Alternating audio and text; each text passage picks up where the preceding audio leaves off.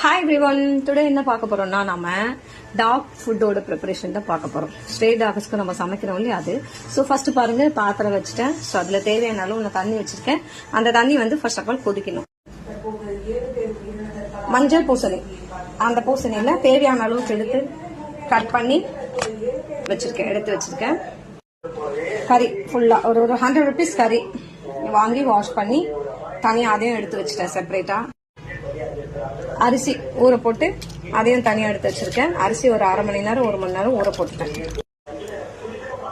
தண்ணி நல்லா காஞ்சிருச்சு.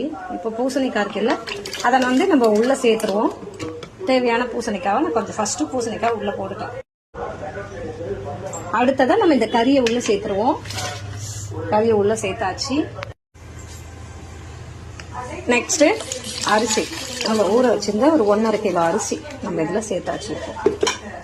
அரிசி சேர்த்துட்டு ஒரு கிண்டி விட்டுருவோம். பூசணிக்காயும் கறியும் சேர்ந்து நம்ம இப்போ பண்ணிட்டு மொத்தமாக சேர்த்துருக்கோம். இதில் சால்ட்டு சம்மந்தப்பட்டதோ ஒரு ஸ்பைசினஸோ எதுவுமே இதில் ஆட் பண்ணக்கூடாது. பிகாஸ் டாகுக்கும் சரி கேட்ஸுக்கும் சரி மஞ்சள் தூளை தவிர வேறு எதுவுமே ஆட் பண்ணக்கூடாது. ஸ்பைசஸும் போடக்கூடாது, சால்ட்டும் போடக்கூடாது. பிகாஸ் அவங்களுக்கு அது சேராது. ஃபைனலி குக் பண்ணியாச்சு. கறி போட்டு மஞ்சள் பூசணி போட்டு சாதம் அவங்களுக்கு ரெடி ஆயிடுச்சு. அப்படியே மூடி போட்டு நம்ம இப்ப ஆற வச்சிடணும். இது 3 hours 4 hours ஆறணும். அப்பதான் இந்த சாதம் வந்து ஆறும். ஆறின பிறகு நைட் ஒரு 10:30க்கு அவங்களுக்கு சாப்பாடு கொடுத்தலாம். Until then bye bye. Next வீடியோல நான் உங்களை மீட் பண்றேன்.